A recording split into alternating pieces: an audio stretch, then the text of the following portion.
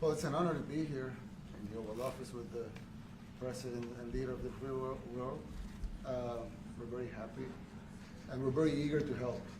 We know that you have a crime problem, a terrorism problem that you need help with.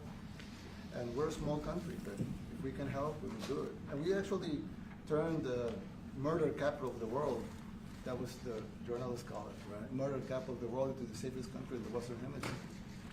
And, you know, sometimes they say that we imprison thousands. I like to say that we actually liberated millions.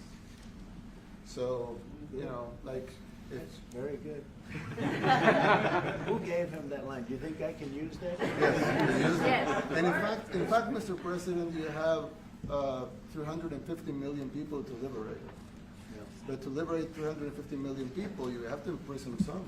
You know, that's the way it works, right? You cannot just, you know, free the criminals and think crime is going to go down magically. You have to imprison them so you can liberate 350 million Americans that are asking for the end of crime and the end of terrorism. And it can be done. I mean, you're doing it already. And I'm sure that people have seen the change in the streets. A long way to go because you're just initiating your second term. But it's clear that, you know, with the numbers at the border, you know, even in Democrat-run cities, they get a help from the work you're doing. So I'm really happy to be here, honored, and eager to help. Well, we had a terrible thing happen. We had an administration that allowed people to come in freely into our country from not only South America, but from all over the world, many from the Congo in Africa, Asia, all over the world, Europe, rough parts of Europe.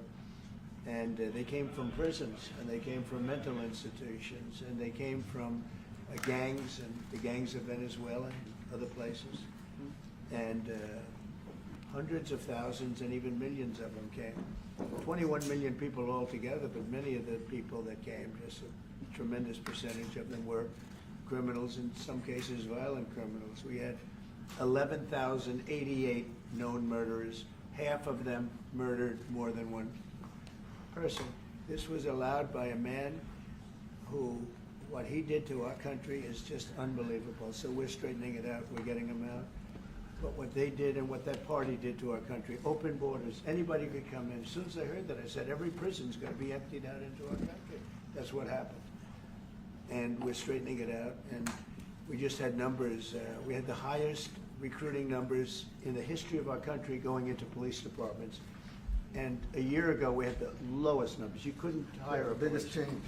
Yeah. Nobody's From ever the seen. lowest to the highest. And the military now, Marines, the Army, Air Force, Coast Guard, every slot is, I mean, we have the best numbers we've ever had.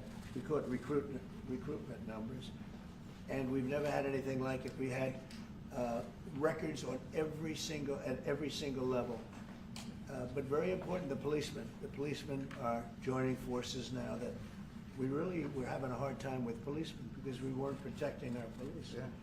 And we cherish our police. The police are great, and the firemen and everybody else. But we have the highest numbers that we've ever had, the most enthusiasm. Great enthusiasm. And on trade and other things, we're doing great. We're taking in billions and billions of dollars. We made, 2 weeks ago,